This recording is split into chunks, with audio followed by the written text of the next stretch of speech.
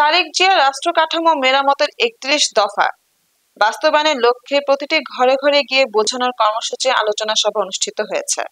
বিস্তারিত থাকছে মোহাম্মদ তুহিন ফয়েজের প্রতিবেদনে।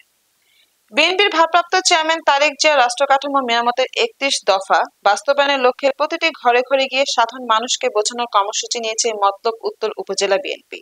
শনিবার ২৩ আগস্ট মতলব উত্তর উপজেলার ফরাজি কান্দি ইউনিয়নের ছোট হলদিয়া গ্রামে ৩ নং ওয়ার্ড বিএনপি ও অঙ্গ সহযোগী সংগঠনের আয়োজনে এই কর্মসূচি উপলক্ষে আলোচনা সভায় প্রধান অতিথি বক্তব্য রাখেন কেন্দ্রীয় বিএনপির কার্যনির্বাহী সদস্য আলহাজ ডক্টর মোহাম্মদ জালাল উদ্দিন।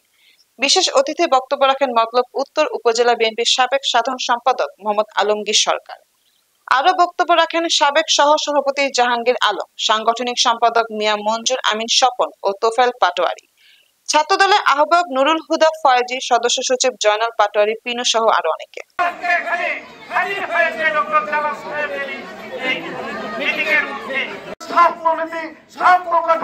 কিভাবে সংস্কার হবে, বাংলাদেশের শিক্ষা কাঠামো, শিক্ষা ক্ষেত্র কিভাবে পুনর্গঠন করা যাবে, বাংলাদেশের ধ্বংসপ্রাপ্ত অর্থনীতিকে কিভাবে সংস্কার করা যাবে, এই কর্মসূচির মধ্যেই সকল রাষ্ট্রের সকল কলাকৌশল, সকল কর্মসূচি উপস্থাপন করেছেন আমাদের প্রিয় নেতা রাষ্ট্রনায়ক দেশনায়ক তারেক রহমান। সুতরাং এই কর্মসূচি সম্পর্কে আমাদের সকলকে জানতে হবে। আর নির্বাচনে আপনাদের এই ছোট লজ্জা সরকারি প্রাথমিক বিদ্যালয়ে ডক্টর মোহাম্মদ জালাল উদ্দিনকে দামের শেষে বিপুল ভোটের ব্যবধানে নির্বাচিত করে এর প্রতিবাদ করবেন, এটা আপনাদের দাবি।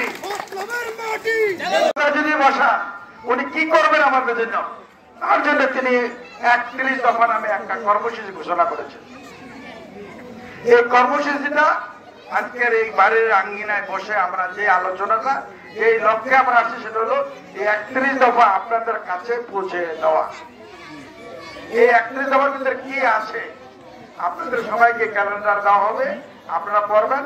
আমি সংক্ষিপ্ত ভাবে মূল্যবান কয়েকটা জিনিস, গুরুত্বপূর্ণ কয়েকটা জিনিস এখানে ৩১ দফার ৩১টাই গুরুত্বপূর্ণ, আর ছিল না, কোনো আচার ছিল না। সুতরাং এই দেশে না ছিল বিচার, না ছিল শিক্ষা, না ছিল অর্থনীতি। ব্যাংক টাকা লুটপাট করে আপনারা সবাই জানেন সব টাকা বিদেশে পাচার করে দিচ্ছেন, আপনারা নিশ্চয়ই জানেন।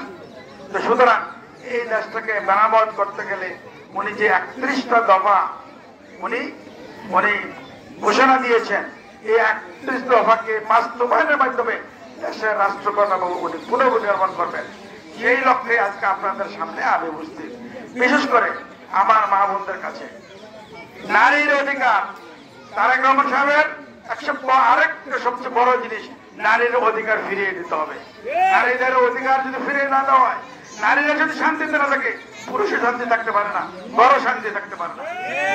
সুতরাং আমার মা বোন না, আমিও তো একজন মায়ের ঘরে জন্ম নিচ্ছি, এমনি আমরা যত পুরুষই বলে না কেন মায়ের পেটের থেকে আমরা আসছি।